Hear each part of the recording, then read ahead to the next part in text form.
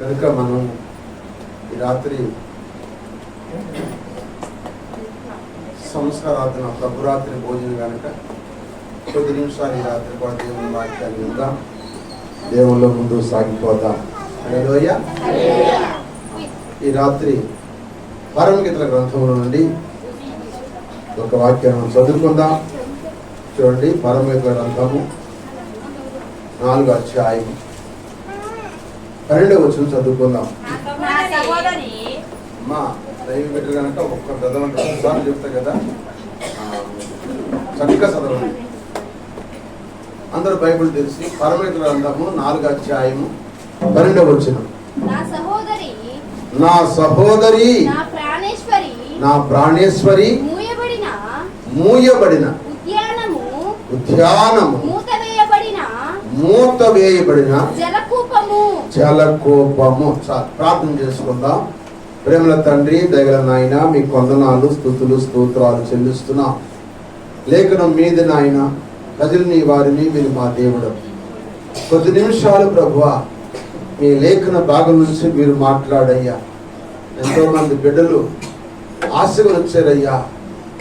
అయ్యా, ఆశగా ప్రాణాన్ని తృప్తిపరుస్తాడు కనుక మీ వాక్యం ద్వారా ఉన్నందరినీ తృప్తిపరచండి, ఆశ తీర్చండి. అయ్యా, మీరే మాట్లాడండి ప్రభువా. నిలబడి వాడిని ఎవరికి ఏ మంచి లేని దుమ్ముదూళ్ళు అంటాడు ప్రభు. ఈ గాడిదని ఆయన మీరు నిలబెట్టుకుని మీరే బోధించండి. ఆనాడు బిలాముతో మాట్లాడడానికి గాడిదకి ఇచ్చినట్టుగా వాక్కు ఎలుపుడు నోట మీ వాక్కు నుంచి మాట్లాడి సాతానుకు అపజయం కలిగించి నీ బిడ్డమైన మాకు అందరి విజయాన్ని ఇచ్చి నీ నామానికి మహిమ, ఘనత, ప్రభావం తెచ్చుకోమని మా ప్రభు యేసుక్రీస్తు నామములో అడిగి వేడుకొని ప్రార్థిస్తున్నాము తండ్రి, ఆమేన్. మంచిది. మీ అందరికి వందనాలు. బయటకు వచ్చిన వారికి కూడా నా హృదయపూర్వక వందనాలు. దేవుడు మంచి మందిరం మనకి ఇచ్చును గాక. చాలా సంతోషం. ఈ సమయంలో ఈ చదువుకున్న వాక్య భాగాన్ని కొంచెం ధ్యానం చేద్దాం. అందరూ కూడా శ్రద్ధగా ఈ బలిపీఠం వైపు చూడండి. చదవన్నప్పుడు చదవండి. వాక్యం మాట్లాడేటప్పుడు, దేవుడు మాట్లాడేటప్పుడు దేవుడిని చూద్దాం. మంచిది. ఇక్కడ ఈ పరమగీతల గ్రంథం పరలోక గ్రంథం. ఇది ఏ గ్రంథం చెప్పండి? పరలోకాన్ని తీసుకెళ్లే గ్రంథం. పరమగీతాలుగా అది పరిశుద్ధమైంది, నిర్దోషమైంది, నిష్కల్పమైనది. ప్రియుడు ప్రియురాలు మనకు కనపడుతుంటారు. మనం ఎన్నోసార్లు విన్నాం. ప్రియుడు యేసు ప్రభు వారు, ప్రియురాలు సంఘము అని మనం విన్నాం. కనుక ఈ సంఘముతో మాట్లాడుతుంటున్నాడు. నా సహోదరి నా ప్రాణేశ్వరి. సహోదరి అనే మాటకు అర్థం ఏంటి చెప్పాలి? సహోదరి అనే మాటకు అర్థం ఏంటి? చెల్లెలు. ప్రాణేశ్వరి అనే మాటకు అర్థం ఏంటి? భార్య. కనుక మరి సహోదరి ప్రాణేశ్వరి అనే మాట ఎందుకు రెండు మాటలు అక్కడ ఆయన పలుకుతున్నాడు? ఇప్పుడు ఆలోచించారు మీరు. ఎందుకు పలుకుతున్నాడు ఈ రెండు మాటలు? నా సహోదరి నా ప్రాణేశ్వరి అన్నాడు. ఇప్పుడు ప్రాణేశ్వరిలో ప్రాణేశ్వరిగా ఉందామా, సహోదరిగా ఉందామా చెప్పండి? సంఘము ప్రాణేశ్వరిగా ఉందామా, సహోదరిగా ఉందామా? అమ్మా రైట్. సహోదరిగా మనము ఉండకూడదు. సహోదరి అనే వ్యక్తి ఎప్పటికైనా ఎలపలికి వెళ్ళిపోవాలి. ఎలపలికి వెళ్ళిపోయింది సహోదరి. ప్రాణేశ్వరి అంటే ఆ ఇంట్లో ఆమె వానరు కనుక, ఆమె వానరు కనుక మనం ప్రాణేశ్వరి లెక్కలో ఉండాలి కానీ సహోదరి లెక్కలో ఉండకూడదు. ఒకప్పుడు ఇస్సాకు తన తండ్రి కాలంలో కరువు వచ్చినప్పుడు, అలాగే ఇస్సాకు కాలంలో కూడా కరువు వచ్చింది. ఆ కరువు వచ్చినప్పుడు ఆయన కూడా గెరారు దేశానికి వెళ్ళాడు. అప్పుడు గెరారు మనుషులు ఎవరు ఈమెను అన్నప్పుడు ఇస్సాకు అంటాడు, ఈమె నా సహోదరి అన్నాడు. ఆదికాండం 26వ అధ్యాయము 6వ వచనంలో ఈ మాట ఉంటుంది మనకి. ఆదికాండం 26వ అధ్యాయము ఇస్సాకు గెరారులో నివసించెను. ఆ చోటి మనుషులు భార్యను చూచి అతను భార్యను చూచి ఆమె ఎవరని అడిగినప్పుడు అతడు ఆమె నా సహోదరి అని చెప్పాను. ఎందుకని? రిబ్కా చక్కనిది కనుక ఈ చోటి మనుషులు ఆమె నిమిత్తం నన్ను చంపుదురేమో అనుకొని తన భార్య అని చెప్పుటకు భయపడ్డాడు. సహోదరి ఎందుకంటే రిబ్కా కూడా చక్కనిది, చాలా చక్కనిది. రెబెకా చక్కనిది, ఇద్దరు చక్కని వాళ్ళు. రాహేలు చక్కనిది, కానీ రాహేలు చక్కనిదే కానీ ఆమె క్రియలు మంచివి కాదు. శారమ్మ చక్కనిది, ఆమె క్రియలు మంచి. రెబెకా చక్కనిది, ఆమె క్రియలు కూడా మంచి. వెయిటేవులు మాట్లాడుకోకుండా కూర్చొని కథలు. ప్రభునందు ప్రేమింది బిడ్డలారా, ఇప్పుడు సహోదరి వరుసలో ఉందామా, ప్రాణేశ్వర వరుసలో ఉందామా? మనము ప్రాణేశ్వర వరుసలో అంటే భార్య వరుసలో ఉండాలి. చక్కనిదనగా సంఘము చక్కగా ఉండాలి. సంఘం ఎట్లా ఉండాలి? చక్కగా ఉండాలి, చక్కగా కూర్చోవాలి, చక్కగా క్రమశిక్షణగా ఉండాలి. అందుకే భక్తుడు పాట రాశాడు, ప్రియ సంఘస్థులారా ప్రార్థనలో మీరు సరిగా కూర్చోండి, మీరు చక్కగా కూర్చోండి. ప్రియ సంఘస్థులారా ప్రార్థనలో మీరు సరిగా కూర్చోండి, మీరు చక్కగా కూర్చోండి. ప్రార్థనలో ముసుకెయ్యకపోతే వాక్యమునకు సరికాదండి. ప్రార్థనలో ముసుకెయ్యకపోతే వాక్యమునకు సరికాదండి. భయముతో భక్తితో భజన చేసి సువార్త పాటలు పాడండి. భయముతో భక్తితో భజన చేసి సువార్త పాటలు పాడండి. ప్రియ సంఘస్థులారా ప్రార్థనలో మీరు సరిగా కూర్చోవాలి, చక్కగా కూర్చోవాలి, చక్కగా కూర్చోవాలి. వాక్యం ఉంటున్నామంటే ఇంటికాడ ఎన్ని వచ్చిన ఇంటికాడ చేసిన పనులను ఏం చేయాలి? ఇక్కడే ఒప్పుకోవాలి. ఎందుకు ఒప్పుకోవాలంటే సగంలోకి వచ్చాం కనుక సరిగా కూర్చుని ఉండాలి. కుక్కని కూడని వంక పెట్టుకొని తిట్టేవారున్నారు. ఏమని? కుక్కని కూడని వంక పెట్టుకొని తిట్టేవారున్నారు. అలాంటి వారిని చూసిన మీరు ఖండించి బుద్ధి చెప్పండి. అలాంటి వారిని చూసిన మీరు ఖండించి బుద్ధి చెప్పండి. ప్రియ సంఘస్థులారా ప్రార్థనలో మీరు సరిగా కూర్చోండి, చక్కగా కూర్చోండి. చక్కగా కూర్చోవాలి సంఘం. రిబెకా చాలా చక్కనిది. ఇస్సాకు భయపడి నా సహోదరి చెప్పాడు, ఎందుకంటే భార్య కనుక. సహోదరి వరుసలో కాదు మనం ఉండాల్సింది, ప్రాణేశ్వరి వరుసలో ఉండాలి. అందుకు ఇక్కడ వర్ణిస్తున్నాడు. ఏమని వర్ణిస్తున్నట్టే, నా సహోదరి, నా ప్రాణేశ్వరి. ఏ వనం అంతిది? ఉద్యానవనం, ముయ్యబడిన వనం. వనము అనగా సంఘము. వనం అంటే ఒక తోట. వనం అని చెప్పండి, తోట. ఆ తోటలో రకరకాల చెట్లు ఉంటాయి. దానిమ్మ చెట్లు, జామ చెట్లు, బొబ్బా చెట్లు, అరటి చెట్లు, సీతాఫలాల చెట్లు, అన్ని రకాల చెట్లు ఉన్నది ఒక వనం. అన్ని రకాల చెట్లు ఉన్నది ఒక వనం. ఆ వనం వేసాడు, ఆ తోట వేసాడు. ఆ తోట అనే వనం అనగా సంఘం. సంఘంలో ప్రతి ఒక్కరు కూడా మంచి ఫలాలు ఇచ్చే చెట్లు వలె మనం ఉండాలి. ఎట్లా ఉన్నా చెప్పండి? మంచి ఫలాలు ఉండాలి మనలో. జామ ఫలము, అరటి ఫలము, చెప్పండి, మామిడి ఫలము, సీతాఫలము, సపోటా ఫలం లాగా మనలో ప్రతి ఒక్కరిలో ఉండాలి. అందుకన్నాడు ఆత్మ ఫలము ఏమనగా ప్రేమ, సాత్వికము, మంచితనము, దయాళత్వము, ఆశా నిగ్రహము, దీర్ఘశాంతము, ఇవన్నీ కూడా మనలో ఉండాలి. మంచితనం ఇవన్నీ కూడా. సంఘం అందరూ చెట్లు. ఈ చెట్లు అంట మూత వేయబడాలి. ఈ చెట్లకి ఏముండాలంట? మూత వేయాలి.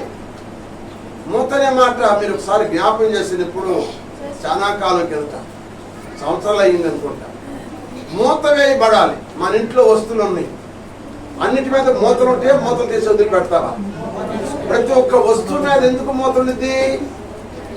ఆ వస్తువులు చెడిపోకుండా, అవి అపవిత్రం పడకుండా వాటి మూతలు చేసుకుంటాం. అన్నానికి కానీ కూరకు కానీ ప్రతి ఒక్క ఇంట్లో ఐటమ్స్ అన్ని వస్తువులు కూడా, ఆఖరికి ఉప్పు కూడా మనము మూత వేసుకుంటాం. ఎందుకంటే అన్ని జాబ్ చేసుకోవాలి. ఎందుకంటే అట్లో ఏమైనా పడుతుంది, దుమ్ము ధూళి పడుతుంది, అపవిత్రం అయింది కనుక. అందుకని ఎన్ని ఇతర తిండి దాని వల్ల ఇన్ఫెక్షన్స్ అని చెప్పి మనము మూతలు వేసుకుంటాం. కనుక ఈ వనం అనే సంఘానికి కూడా మూత కావాలి. 3 మూతలు కావాలి. ఏంటా 3 మూతలు చెప్పాలి? 3 మూతలు ఏంటి? 1 నోటికి మూత ఉండాలి, 2 కళ్ళకు మూత ఉండాలి, 3 చెవులకు మూత ఉండాలి. ఎందుకు ఉండాలి? 3 మూతలు ఉండాలి. అందుకే కోర్టులో కూడా ఏమని చెప్పండి, కోతికి ఒక కోతి ఏం చేస్తుంది? 2 కళ్ళు మూసుకుంది, ఒక కోతి 2 చెవులు మూసుకుంది, ఒక కోతి నోరు మూసుకుంది. ఎందుకని? చెడు మాట్లాడకూడదు, చెడు వినకూడదు. అలా చెప్పారు, దేవుడు దీవించడు కాక. కనుక చెడు మాట్లాడకూడదు, చెడు వినకూడదు, చెడు చూడకూడదు. మరి నీ చెడు వినకూడదు, నీ చెవులు మోతేసుకుంటున్నావా? నువ్వు చెడు మాట్లాడకుండా నీ నోటికి మోతుందా? చెడ్డాటి చూడకుండా నీ కళ్ళకు మోతుందా? నాకు మోతుందా నోరు చేస్తండి. అరే అయ్యో ఒక్కడు కూడా ఎత్తట్లేదు బాబు. ఎందుకని?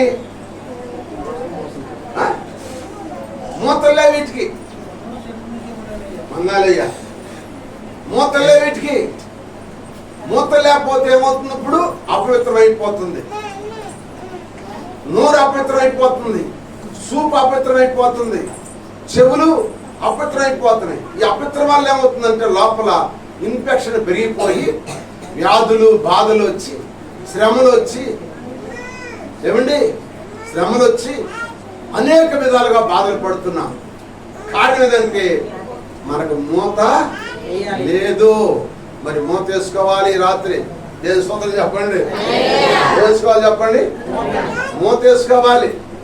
మూత లేకపోతే ఏ వస్తే అటు చెడిపోయిద్దో. మన నోటి మూత లేకపోతే నోరు చెడిపోయింది, కళ్ళకు మూత లేకపోతే కళ్ళు చెడిపోతాయి, చెవులకు మూత లేకపోతే చెవులు కూడా చెడిపోతాయి. చెడిపోతే కనుక ఇటు మూత వేసుకోవాలి. అందుకే భక్తుడు రాశాడు పాట, కన్నులుండి చూడలేవా యేసు మహిమను, చెవులుండి వినలేవా యేసు మాటలు. కన్నులుండి చూడలేవా యేసు మహిమను, చెవులుండి వినలేవా యేసు మాటలు. నాలుగుండి పాడలేవా యేసు మాటలు, నాలుగుండి పాడలేవా యేసు మాటలు. కళ్ళుండి నడవలేవా యేసు మాటలు, కళ్ళుండి నడవలేవా యేసు మాటలు. కళ్ళుండి చూడలేవా యేసు మహిమను, యేసు మాటలు.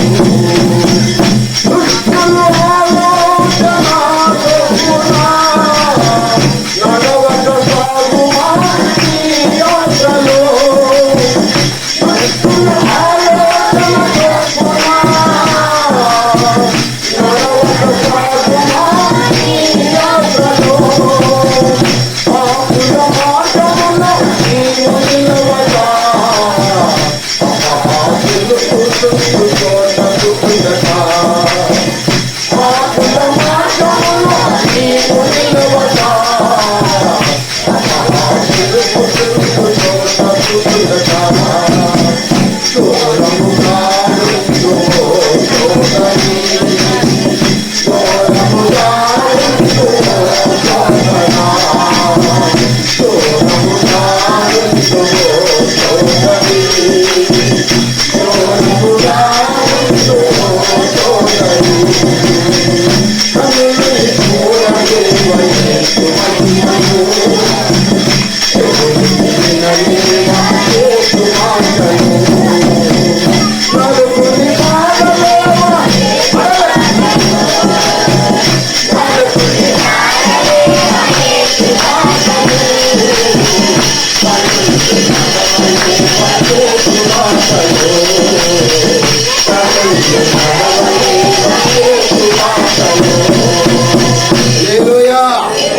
అందుకే ఈ కంటికి మూత ఉండాలి, చెవులకి మూత ఉండాలి, నోటికి మూత ఉండాలి. అందుకే నా సహోదరి, నా ప్రాణేశ్వరి, ముయ్యబడిన మనము, మూత వేయబడిన జలకూపము.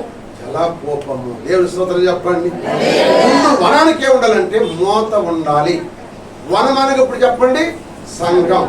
సంఘంలో ఉన్న ప్రతి ఒక్క వ్యక్తి ఒక చెట్టు, ఒక్కొక్క చెట్టు. ఏ చెట్లు అయ్యి? సీతాఫల చెట్లు చెప్పాలి, మామిడి చెట్లు, జామ చెట్లు, ఎన్ని మంచి ఫలాలు కలిగిన చెట్లుగా మనము ఉండాలి. స్తోత్రం చెప్పండి. ఉండటానికే మంచి ఫలాల చెట్లు ఉండాలంటే మన నోరు బాగుండాలి, మన సూప్ బాగుండాలి, మన చెవులు, ఈ మూడు బాగుంటే మనం అందరం బాగుంటాం. హల్లెలూయా. దేహంలన్నీ అవయవాలు బాగుంటాయి, అప్పుడు పడకూడదు. అందుకే యాకోబు తన తండ్రి దగ్గర దీవులు పొందుకుని ప్రయాణమై వెళ్ళిపోతున్నాడు, అన్న చంపుతాడు. ఆ వెళ్తున్నప్పుడు ఆయనకు దారిలోకి వస్తే ఒక బావి కనపడిందంట. ఆ బావికి మూత వేయబడిందంట. చూడండి ఒక మాట, చూడండి ఆది కాండంలో ఒక మాట మీకు జ్ఞాపకం చేస్తాను. ఆది కాండం చూడమ్మా, 29వ అధ్యాయం 2వ వచనం. అతడు చూసినప్పుడు పొలంలో ఒక బావి కనపడెను. అక్కడ దాని యొద్ద 3 పండుకొని అంట కాపరులు మందలకు బావి నీళ్ళు పెడతారు. పెద్ద రాయి ఏమేసిందంట బావి మీద, ఆ మూత తీస్తే గాని ఆ బావి నీళ్లు గొర్రెలకి పెట్టరు. అదే బావి మీద మూత లేకపోతే దానిలో కల్మిషం, గాలికి దుమ్ము, ధూళి, ఆకులు అన్ని పడిపోతాయి. అందరూ వెళ్ళేవాళ్ళు పోయేవాళ్ళు దానిలో ఏదైనా చేస్తారు, పోస్తారు. అందుకని ఆ బావికి మూత ఉంది. ఆ బావికి మూత ఉంది కనుక ఆ గొర్రెల కాపర్లు ఆ గొర్రెలు కడుపుండి ఆహారం తిన్న తర్వాత వాటి నీళ్లు పెడతారు. చేస్తారంటే ఆ బావి మీద ఉన్న పెద్ద రాయి దాన్ని తీసివేసి ఆ గొర్రెలకు నీళ్లు పెడతారు. ఆ నీళ్లు పెడితే అవి తాగి ఆరోగ్యంగా ఉండి అయ్యంట జోడు పిల్లలు కట్టాయంట. దేవుని స్తోత్రం చెప్పండి. హల్లెలూయా. ఒక బావికి మూత ఉంది. నీ హృదయం అనే బావికి మూత ఉండాలి.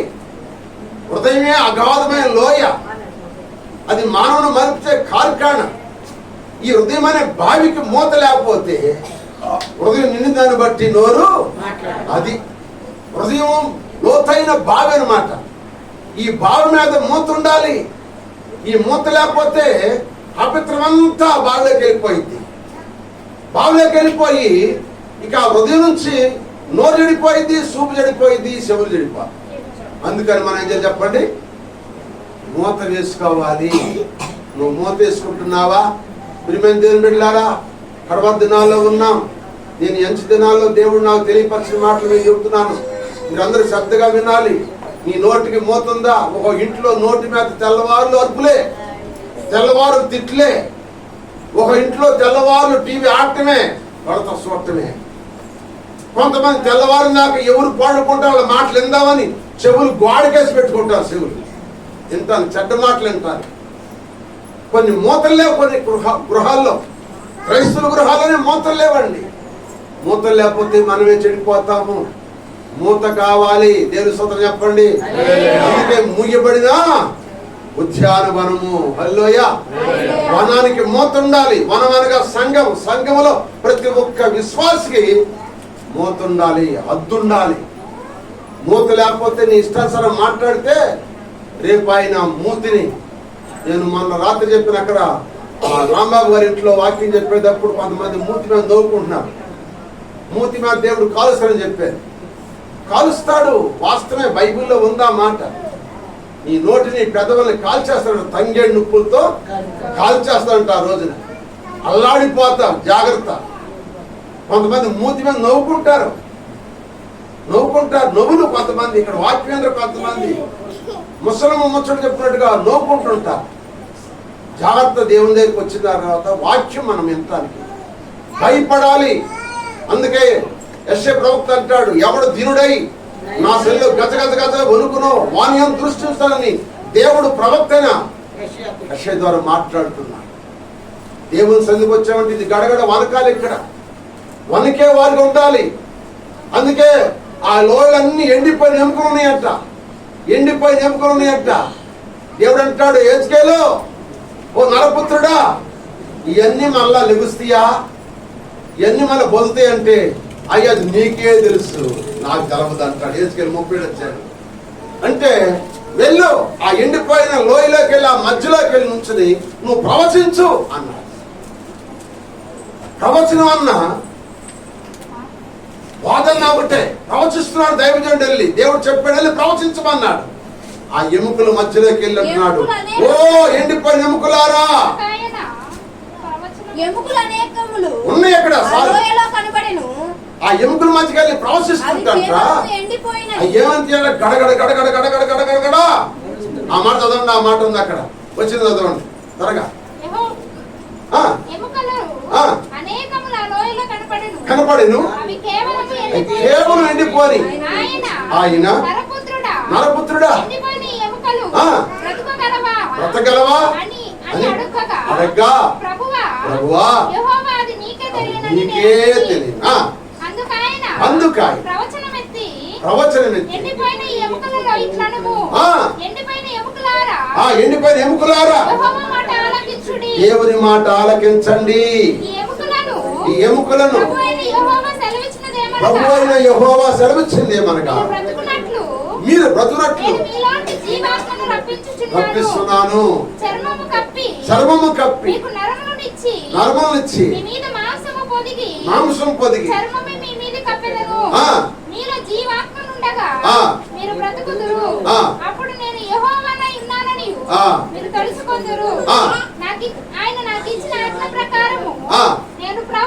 నేను ప్రవచించుండగా ఎట్లంటే గడగడ గడగడ వణుకుతున్నాయి అంట ఎండిపోయిన వాళ్ళు. ఆత్మీయులు ఎండిపోయిన వారండి, ఆత్మీయులు ఎండిపోయిన వారు. ఒకప్పుడు బాగుండేవాళ్ళు వీళ్ళందరూ, అందరూ ఎండిపోయారు. ఒకప్పుడు ప్రవచనాలుండే, ఒకప్పుడు దర్శనాలుండే, ఒకప్పుడు ఉద్యమం ఉండేది, ఒకప్పుడు ఆసక్తి ఉండేది, ఒకప్పుడు రకరకాలుగా దేవుని పరిచయంలో అందరూ ఒకరికొకరు పురుగలు పుట్ట ఉండేవాళ్ళు. ఇప్పుడు ఏమైపోయిందంట, చల్లగిలిపోతున్నారు,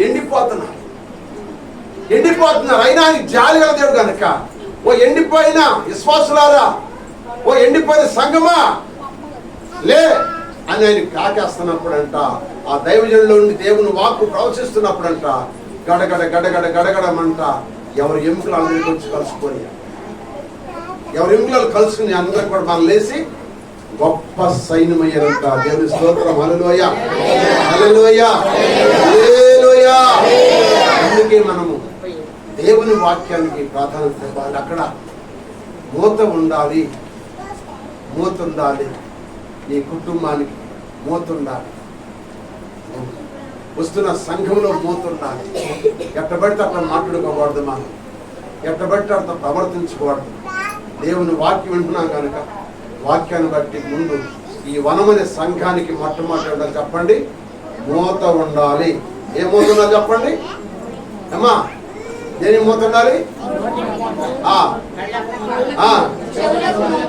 ఉండయా మనకి? హృదయానికి కూడా మూత ఉండాలి. ఈ 3 మూసుకుపోతే హృదయం చేయలేదు.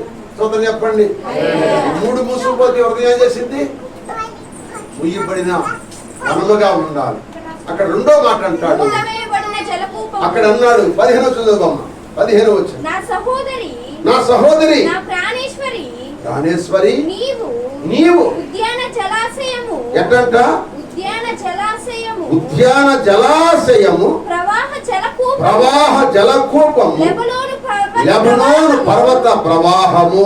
సోదరు చెప్పండి, ఆ ఉద్యాన వనమునకు జలకూపం ఉండాలి. జలము అనగా నీరు, జనము అంటే మనుషులు, జలం అనే మాటకు అర్థం ఏంటంటే నీరు. ఇప్పుడు ఈ వనానికి ఏముండాలంటే ఒకటి మూత ఉండాలి, 2 ఈ వనం అనే సంఘానికి ఏముండాలంటే నీరు ఉండాలి. నీరు అనగా చెప్పండి వాక్యము. ఏమన్నా చెప్పండి, వాక్యము. వాక్యము ప్రతి ఒక్కరిలో ఉండాలి. వాక్యం లేకపోతే మనం పరలోకం పోలేం. వాక్యం మనలో ఉంటే ఆ వాక్యం మనలో ఉన్న పాపాన్ని తీసివేస్తుంది. సోదరు చెప్పండి, వాక్యం మనలో ఉండాలి. వాక్యం ఎవరు తెలియపరచాడంటే యాకోబు వంశానికే తెలియపరిచాడు. ఎవరు తెలియదు వాక్యం సంగతి. జ్ఞానం యాకోబు సంగతికి ఇచ్చాడు, ఇశ్రాయేలుకి ఇచ్చాడు. ఈ రోజున విమానాలు, రైళ్లు, టేబుల్ రికార్డులు, చలలు ఇవన్నీ ఎవరి అంటే ఎవరి జ్ఞానం చెప్పండి? దేవుడు ఇచ్చిన పిల్లల జ్ఞానం. అన్యుల జ్ఞానం కాదు ఇది. అన్యులకి ఎవరికి జ్ఞానం లేదు, ఇశ్రాయేలుకి ఇచ్చాడు జ్ఞానము. హల్లెలూయా. ఇశ్రాయేలు జ్ఞానవంతులు. ఇశ్రాయేలు జ్ఞానవంతులు. ఆయనకి ఇచ్చిన జ్ఞానం ఎవరికి ఇవ్వలేదంట. హల్లెలూయా. అందుకని వాక్యము జలకూపమనగా దేవుని వాక్యము నీలో ప్రవహించాలి. నీ చెట్టుకి వాక్యం ఎంత నీరుంటే అంతగా నువ్వు పచ్చగా ఉంటావు. స్వతం చెప్పండి, ఎంతగా? ఎంత నీరుంటే చెట్టుకి పచ్చగా ఉంటుంది. ఆ చెట్టుకు నీరు అవసరం. నీరు ఉంటే ఎండిపోవు. నీరు లేని చెట్టు ఏదైనా ఎండిపోతుంది. కనుక మనం నీరు కావాలి. ఆ నీరే దేవుని వాక్యం. ఆ వాక్యాన్ని బట్టి యేసుప్రభువు ఒక మాట చెప్పాడు. ఏం చెప్పాడంటే యోహాను సువార్త 7:35 అనుకోండి. చూడండి ఒక మాట. 7:37 చూడండి. ఆయన ఏం చెప్పాడు? ఆ పండుగలో అంత్యదినమున యేసు నిలిచి ఎవడైనా తప్పికొని ఉంటే నా యొద్దకు వచ్చి తప్పిక తీర్చుకొనవలెను. నా యందు విశ్వాసముంచు వాడెవడు లేఖనము చెప్పినట్టు వాడి కడుపులో నుండి జీవజల నదులు పారునని. ఏ నదులండి? జీవజల నదులు పారునని బిగ్గరగా చెప్పాడంటే యేసయ్య. ఆ పండగలో ఇశ్రాయేలు ప్రజలందరూ పండగ చేసుకుంటున్నారు. ఆ పండగలో గొర్రెలు కోసుకుని, మేకలు కోసుకుని, ఎడ్లు కోసుకుని తింటున్నారు, తాగుతున్నారు, తిరుగుతున్నారు, గంతులేస్తున్నారు. యేసుప్రభువు వచ్చి అంటాడు, ఇదిగో ఆ పండుగలో అంత్యదినమందున రండి నా యొద్దకు వచ్చి నా మాటలు వినండి. నీ కడుపు నుండి ఏం బార్తి అంట? జీవజల నదులు బార్తి అన్నాడు. సూత్రం చెప్పండి. నీ చెట్టుకు నీరు కావాలి. నీ చెట్టుకు సరిగా నీరు అందకపోతే నీ చెట్టు అయిన నువ్వు ఎండిపోతావు. నీరు నీకు ప్రవహిస్తుంది కానీ ఆ నీరు నువ్వు తాగలేకపోతున్నావు. ఆ నీరు నువ్వు తాగేవనుకో నువ్వు పచ్చగా ఉంటావు, ఫలాలు ఇస్తావు, ఆశీర్వదించబడతావు. హల్లెలూయా. వాక్యం వింటున్నావు కానీ దాన్ని లోపలికి ఇముడుకోలేకపోతున్నావు. లోనికి ఇముడుకోలేకపోతున్నావు. లోనికి వెళ్తా శంకులు అంటే కారిపోతుందా ఆ నీరంతా? వాక్యం అలాగ ఉండకూడదు. మనం నీలోకి రావాలి. ఎందుకు తెలుసా? నీలోకి వినండి, నీలోకి వాక్యం వస్తే నీలో ఉన్న పాపము బయటకు వస్తుంది. చెప్పండి. వాక్యం నీలోకి వస్తే నీలో ఉన్న పాపం బయటకు వస్తుంది. పాపం నీ బయటకు వచ్చినాక ఆ ఖాళీ స్థలంలోకి ఏమిటంటే వాక్యం ఉంటుంది. పాపం ఎప్పుడైతే బయటకు వచ్చిందో వాక్యం ఉంటుంది. ఇక పాపం లోనికి రావాలంటే రాదు. పాపాన్ని విడిచిపెట్టడం కాదు, మనము పాపాన్ని చంపివేయాలి. చంపితే లేకపోదు. విడిచిపెట్టనుకో మళ్ళీ వచ్చింది నీలోకి. రాదట్టవా? పాపాన్ని విడిచిపెట్టకూడదు. పాపాన్ని చంపేయాలి. మనం ఎలా చంపుతాం? మనము వాక్యం నీరు కావాలి. అందుకే పౌలు భక్తులు అంటాడు, ఎబ్రాయీయుల పత్రిక 4:12 ఆ మాట చదవండి. అమ్మా, నిద్రపోతున్నారా లేకపోతే వాక్యం వింటున్నారా? ఎందుకనగా నిద్రపోయి సూత్రం చెప్పండి. బాగుండాలి. ఇప్పుడు ఏం చెప్పాను మీకు? వాక్యము చెప్పాలి. వాక్యం రెండవది ఏం చెప్తున్నాను? మొదటిది ఏముండాలి? మీరు ఆగండి, వెనకలో చెప్పాలి. మూత ఏముండాలి? అమ్మాయి ఏముండాలి? మాట మూత ఉండాలి లేదా?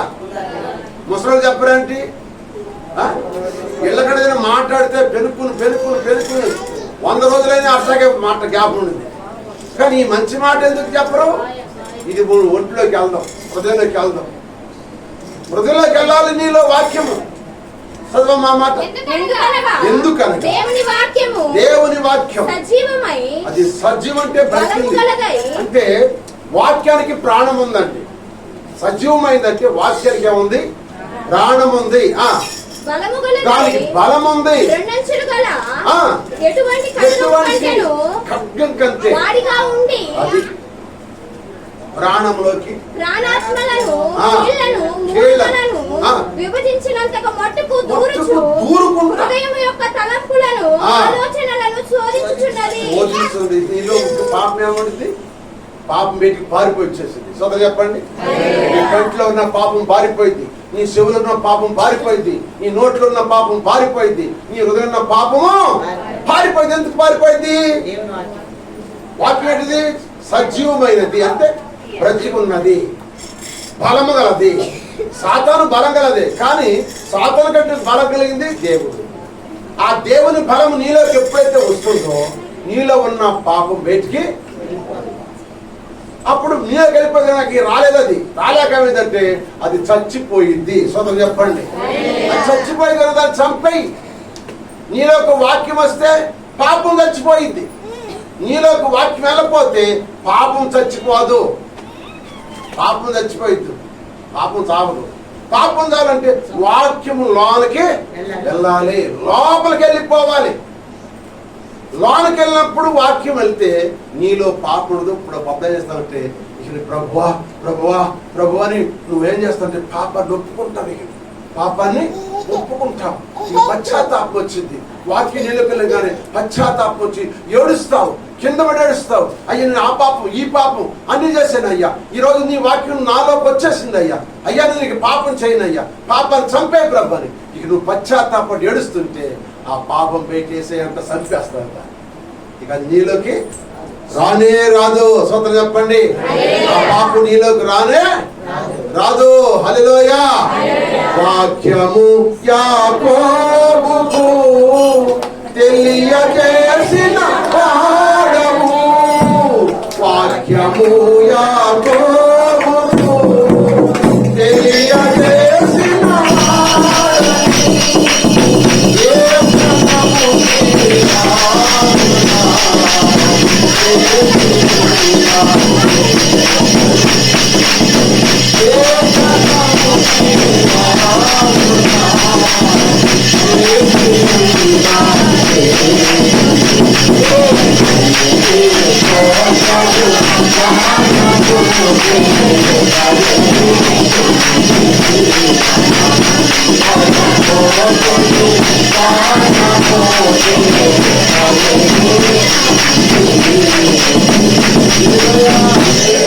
వాక్యంలోకి వచ్చేసి కనుక పాపం చచ్చిపోయింది. పాపం చావాలి మనలో. పాపం సావట్లా, పాపం యాతన మనం ఇంకా. పాపం చస్తుందా చెప్పండి? వాక్యం సరిగా అర్థం చేసుకోండి. పరిశుద్ధాత్ముడు మాట్లాడుతున్న మాటలు మీరు ఆలోచన అనవలసినవి ఉండవద్దు. రేపు బాధపడతారు మీరే బాధపడదు. దొరకదు వాక్యం, నీకు వాక్యం దొరకదు, సరైన వాక్యం దొరకదు. ఇలా బాధలని రకరకాలుగా బాధలు అనేవి జాగ్రత్త. వాక్యంగా చూపించాలి. ఆ వాక్యం అనే జలకోపము ఆ చెట్లు తాగాలి. ఆ చెట్లు తాగితే అవి పచ్చగా ఫలిస్తాయి, అవి కాయలు కాస్తాయి, 10 మందికి నీళ్ళనిస్తాయి. నువ్వు 10 మంది నీళ్ళనిచ్చే చెట్టుగా ఉండాలి. నువ్వు ఫలాలిచ్చే చెట్టుగా ఉండాలి. నీ కుటుంబం అంతా పచ్చగా ఉండాలంటే నీలోకి వాక్యం నీరు వస్తుంది, కానీ దాన్ని నువ్వు తాగలేకపోతున్నావు. దాన్ని తాగినప్పుడు నువ్వు పచ్చగా ఉండు కాక. సాతాను జయిస్తానికి, ఆరుమూల జాని గోలే జయిస్తానికి దావీదు ఆడికెళ్ళాడు చెప్పండి. కత్తులు తీసుకెళ్ళాడా? కర్రలు తీసుకెళ్ళాడా? కర్ర తీసుకెళ్ళాడు. కత్తులు కానీ బాణాలు కానీ గీట్లు కానీ ఏం తీసుకెళ్ళాడు? ఏటి లోయలోకి వెళ్ళంట. ఏం చేశాడంట? ఏ రాళ్ళు అయ్యి? రాళ్ళు అయ్యి, నున్నని రాళ్ళు. రాళ్ళు నున్నగా ఉండాలంటే ఏం చేయాలి? రాళ్ళు నున్నకుంటే ఆడికెళ్ళాడు. ఏటి లోయలోకి వెళ్ళాడు. లోయ అనగా లోతు. ఏరు పైన నుంచి ఆ పర్వతాల నుంచి పడే నీరు ఆ లోయలో పడినప్పుడు లోట్లో ఉన్న ఆ కరుకైన రాళ్ళు అయిపోయినంట ఆ నీరు కంట అరిగిపోని అంట. ఆ మాట ఏ గ్రంథంలో ఏ బై అంట చూడండి. ఆ మాట ఏ గ్రంథము చూడండి. ఒక మాట ఏ గ్రంథము 14వ అధ్యాయం 19 ఆ మాట చదవండి. ఏ గ్రంథము?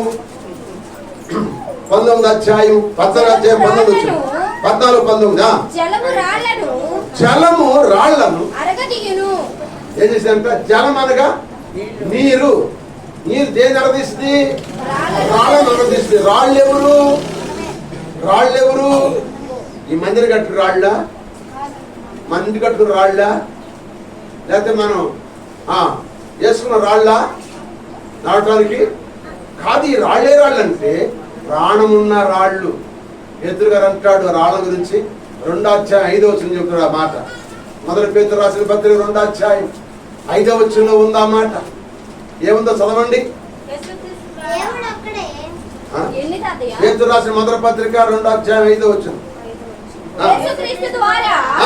దేవునికి అనుకూలమగు ఆత్మ సంబంధమైన బలులను అర్పించుటకు పరిశుద్ధ యాజకులుగా ఉండుటకు మీరును సజీవమైన రాళ్ళ వలె నుండి. సజీవం అంటే బతికున్న రాళ్ళు. ఆత్మ ఈ బతికున్న రాళ్ళు ఎట్లుండాలంటే అరిగిపోవాలంటే రాయా నీళ్లు పడాలి. నీరనగా వాక్యం ఇంతే నీలో ఉన్న కరుకుతనం అంతా పోవును గాక. నీలో కరుకుతనం అంటే నీలో ఉన్న కసాయితనం, నీలో ఉన్న చెడుతనం, నీలో ఉన్న అవిశ్వాసం, నీలో ఉన్న కోపం, నీలో ఉన్న ఆగ్రహం అంతా పెట్టి వెళ్ళిపోవును గాక. వెళ్ళిపోవాలంటే కరుకుతనం పోవాలి. ఆ కరుకుతనం పోవాలంటే నీళ్లు పడాలి. నీళ్లు పడ్డాయి కనుక రాళ్ళు నున్నగా ఉంది. నున్నగా ఉన్న రాయి పనికొచ్చి యుద్ధానికి, నున్నగా లేని రాయి యుద్ధానికి పనికి రాదు. స్తోత్రం చెప్పండి. నువ్వు నున్నగా ఉంటే నీ నిలుపు చూసి సాతాను నిన్ను చూసి పారిపోయి. స్తోత్రం చెప్పండి. నువ్వు నున్నగా ఉండాలి. నువ్వు నున్నగా లేకపోతే నువ్వు గరుగ్గా ఉంటే ఓడిపోతావు. అందుకే ఏసేవాము గరుకోడంట, యాకోబాము నున్నవాడంట. చదవండి ఆ మాట ఉంది. ఏసేపు గరుకోడు, యాకోబు నున్నవాడు. వాక్యం చూద్దాం మాట. చూడమ్మా మాట. ఆదికాండం 25వ అధ్యాయము 25వ వచనం చూడు. ఆదికాండం అమ్మా మొదటివాడు ఎట్టుందంట? ఒళ్ళంతా రోమం అంటే గరుగ్గా ఉందాడు. ఒళ్ళంతా పేరు పెట్టారు. స్తోత్రం చెప్పండి. మాతో చూడు ఎట్లాడున్నాడంట? ఒళ్ళంతా ఎంటిలే గరుగ్గా ఉన్నాడు. మరి యాకోబు ఎట్టుంటాడు? నున్నగా ఉంటాడంట. ఆ మాట మీకు జ్ఞాపకం చేస్తాను చూడండి. అదే ఆదికాండం 27వ అధ్యాయం 11 వచ్చింది. ఆదికాండం 27వ అధ్యాయం 11. అమ్మా అందుకు యాకోబు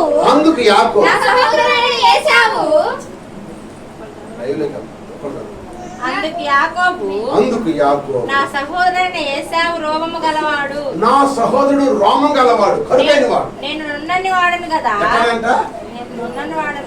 యాకోబు పెట్టాడు చెప్పాలి. యాకోబు పెట్టాడు నున్నని వాడు. నువ్వు నున్నగా ఉంటావు, గరుగ్గా ఉంటావా చెప్పాలి. నీలో నున్నగా ఉండాలంటే ఏముండాలి? నీరు పడాలి నీ మీద. నీలోకి వెళ్ళిపోవాలి. నీలోకి ఆ వాక్యమైన జలకోపం లోనికి వెళ్ళిపోయింది అనుకో, నున్నగా నునుపు తేలిపోతావు. స్తోత్రం చెప్పండి. నునుపు తేలిపోతావు. లేకపోతే నువ్వు నునుపు తేలేవు, కరుగుతనం పోదు. విశ్వాసులారా, కడప దినాల్లో ఉన్నాం. నీలో ఉన్న కరుగుతనం తీసేసుకో. నీలో కరుగుతనం లేకపోతే నీ దగ్గరికి సాతానే కాదు, అన్నీ వచ్చేస్తాయి. నీ దగ్గరికి అన్ని సమస్యలే వస్తాయి. నువ్వు నున్నగా ఉన్నావు అనుకో, సాతాను యొద్ద నుంచి పారిపోవునుగాక. సాతాను యొద్ద నుంచి పారిపోవునుగాక. సాతాను యొద్ద నుంచి పారిపోవునుగాక. చెప్పాలి, సాతాను యొద్ద నుంచి పారిపోవునుగాక. హల్లెలూయా, హల్లెలూయా.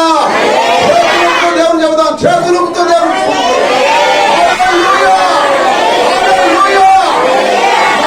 ఉండాలి. ప్రభువా, నేను నున్నగా ఉండాలయ్యా.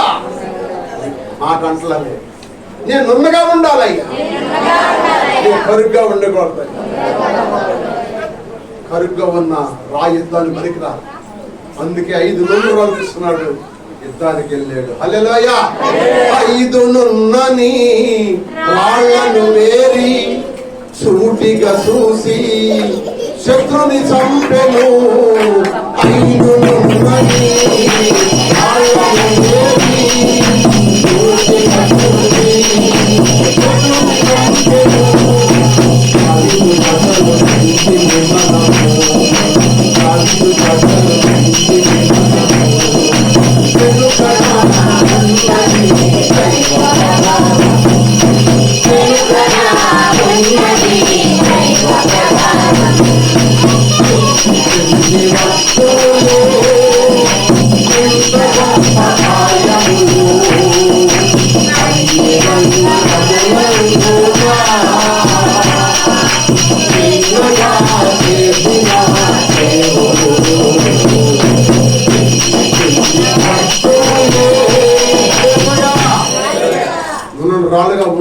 ఉండాలంటే చెప్పాలి, నువ్వు పచ్చగా ఉండాలంటే ఆ నీరు నీలోకి ప్రవహిస్తుంది.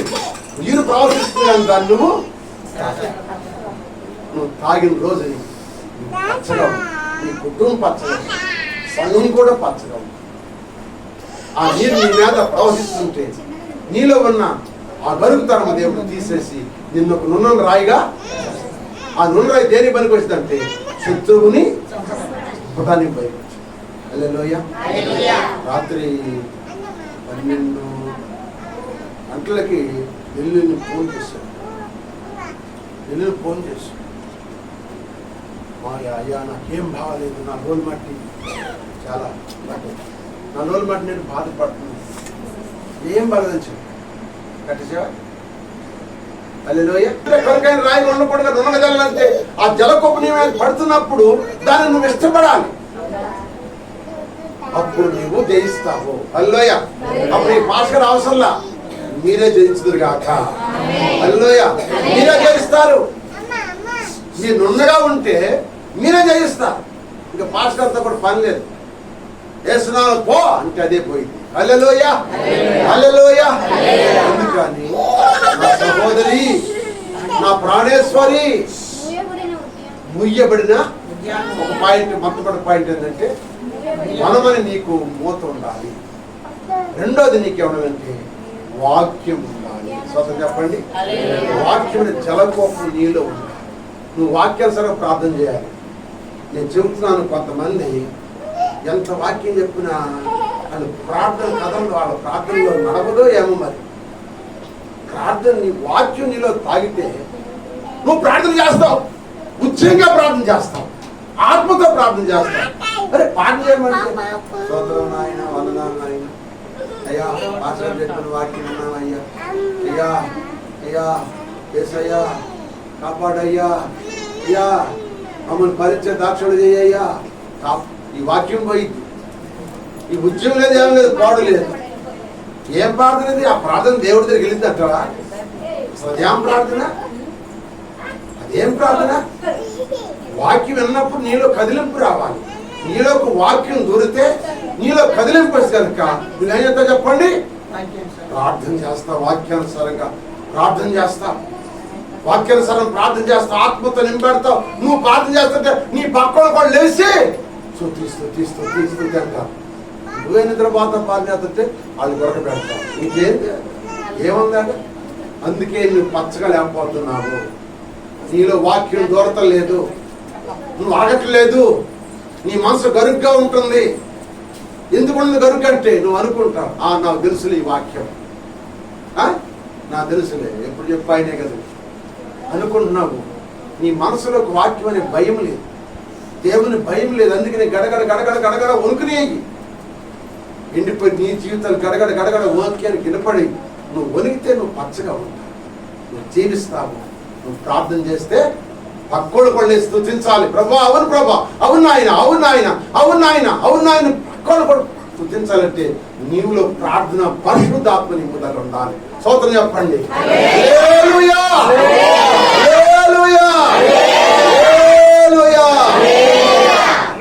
మూడో మాట కూడా చెప్పి ముగిస్తాను. మూడో మాట కూడా మీకు జ్ఞాపకం చేస్తాను. 16 వచ్చిన చదవండి. పరమేశ్వర గ్రంథము 4. ఉత్తర వాయువు ఏ తెంచును, దక్షిణ వాయువు ఏం చేయము, నా ఉద్యానవనం మీద విసురుడి, దాని పరిమళము వ్యాపింపజేయుడి. నా ప్రియుడు వనమునకు ఏం చేయును గాక, తనకిష్టమైన ఫలమునకు ప్రభు చిత్తమైతే అది ఇంకో రోజు చెప్తాం. ఇక్కడ ఏం మాట్లాడంటే ఉత్తర వాయువు ఏ తెంచుము, దక్షిణ వాయువు ఏం చేయము, నా ఉద్యానవనం మీద విసురుడి అంటుంది. ఉత్తర వాయువు అనే మాటకు అర్థం ఏంటంటే వాయువు అంటే గాలి, వాయువు అంటే ఉత్తరం ఇటు, దక్షిణం ఇటు. ఉత్తర వాయువు అనగా పరిశుద్ధాత్మకు సాదృశ్యం. చెప్పాలి, ఉత్తర వాయువు అనగా ఉత్తరం నుంచి వచ్చే గాలి నీ మీదకి రావాలి. గాలి నీ మీదకి వస్తే పరిశుద్ధాత్మతో నీవు నింపబడుదువు. నా స్వరమతి మనసు అందరు వాక్యం ఉత్తరవాయువు అనగా పరిశుద్ధాత్మ. పరిశుద్ధాత్మ నీ మీదకి రావాలి. పరిశుద్ధాత్మ నీ మీదకి వచ్చిందనుకో, నువ్వు ఎట్టా ఉంటావంటే ఆగవు. పరిశుద్ధాత్మ నీలోకి వస్తే ఆనందంతో సంతోషంతో. రెండో దక్షిణ వాయువు, దక్షిణ గాలి. దక్షిణ గాలి అంటే వడగాలి. వడగాలి అంటే శ్రమలకు సాదృశ్యం, ఎండకు సాదృశ్యం. మొదలు చెప్పండి. ఒకటి ఎండకు సాదృశ్యం, రెండు పరిశుద్ధాత్మకు సాదృశ్యం. ఇప్పుడు చెట్టుకి ఎండ కావాలి, నీడ కావాలి. సంఘంలో శ్రమలు కావాలి, చెప్పాలి, విశ్రాంతి. శ్రమలు కావాలి, విశ్రాంతి కావాలి. శ్రమలు లేకపోతే క్రైస్తవుడు కాదు. శ్రమలు కలిగి ఉండాలి. మనం శ్రమలు తట్టుకుంటే విశ్రాంతి ఇస్తాడు దేవుడు. స్తోత్రం, హల్లెలూయా. శ్రమలు తట్టుకోలేకపోతే విశ్రాంతి పొందలేరు.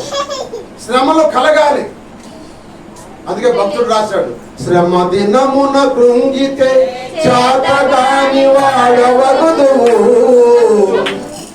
శ్రమలలో పరలోకపు పాలివాడవు. చాలాసార్లు పాటల టైం లేదు. శ్రమ దినమున కృంగివాడుతున్నాం. శ్రమ ఉందంటే దాని వెనకాల స్థలం నీడ కూడా వస్తుంది. ఉత్తర వాయువు ఇప్పుడు పరిశుద్ధాత్మ నీ మీదకి వస్తుంది.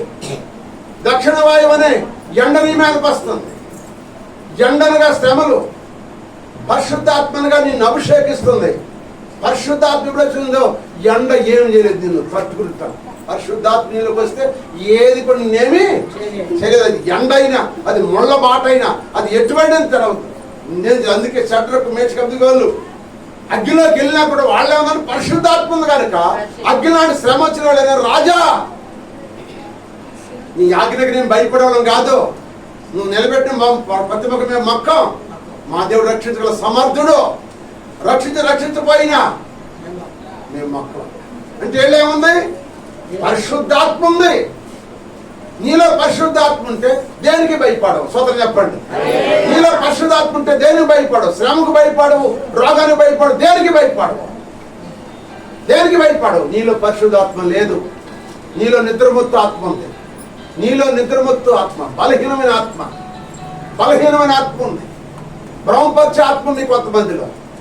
అది తొలిపోవాలంటే పరిశుద్ధాత్మని తాకాలి. సోదరు చెప్పండి, పరిశుద్ధాత్మ తాకాలి.